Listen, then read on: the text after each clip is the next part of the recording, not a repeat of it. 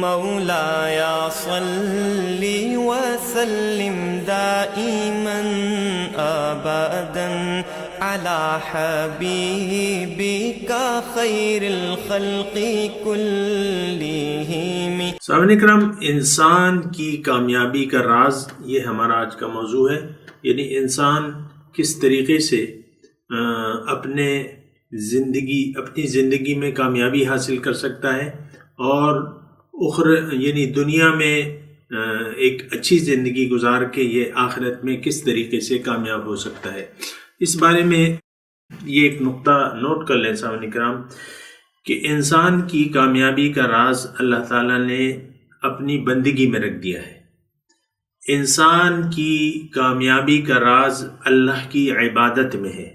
اس کے بارے میں نے پہلے بھی آپ کو وضاحت کی تھی، اللہ کی بندگی، اللہ کی عبادت، اللہ کی اطاعت۔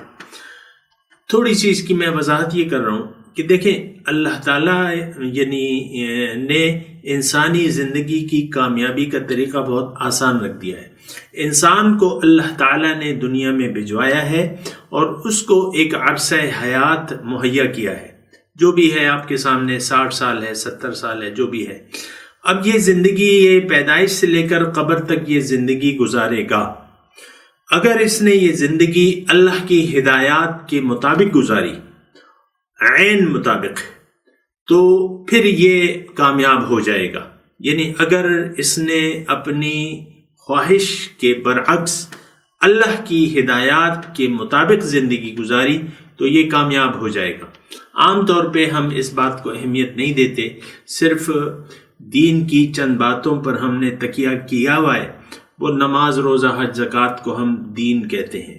دین اصل میں یہ ہے کہ آپ پوری زندگی اللہ کی مرضی سے گزاریں، اللہ کو منزل بنا کر، اللہ کی نیت بنا کر آپ یہ زندگی گزارتے چلے جائیں اللہ کے حکم کے مطابق اور رسول صلی اللہ علیہ وسلم کے اسوہ حسنہ کے مطابق، تو آپ کی یقیناً گارنٹی ہے، جنت کی گارنٹی ہے۔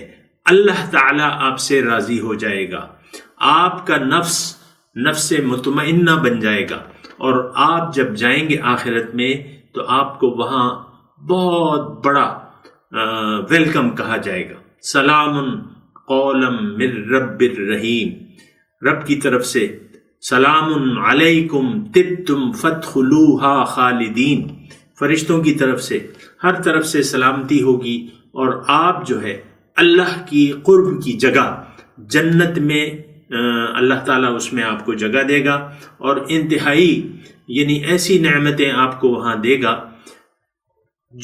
جس کا آپ آج تصور بھی نہیں کر سکتے۔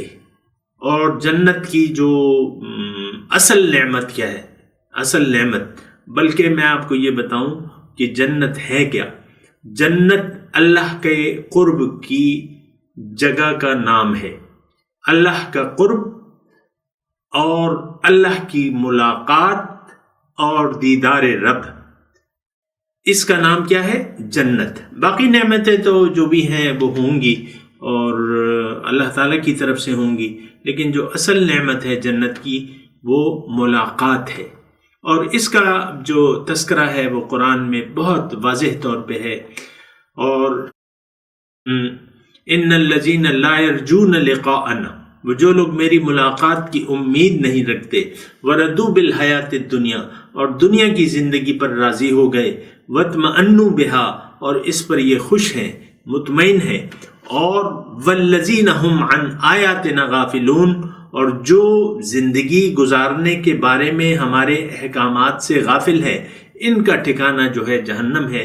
تو اللہ کو منزل بنا کر، مقصود حیات بنا کر اعلان کرنا ہوگا کہ ان صلاتی ونسکی ومحیای ومماتی للہ رب العالمین لا شریک لہ، کہ میری تمام جو مراسم عبودیت ہیں، زندگی گزارنا ہے، میری قربانیاں ہیں، میری زندگی، میری موت اللہ کے لیے ہے جو کہ رب العالمین ہے، اور اس میں اس کا کوئی سانجا نہیں ہے۔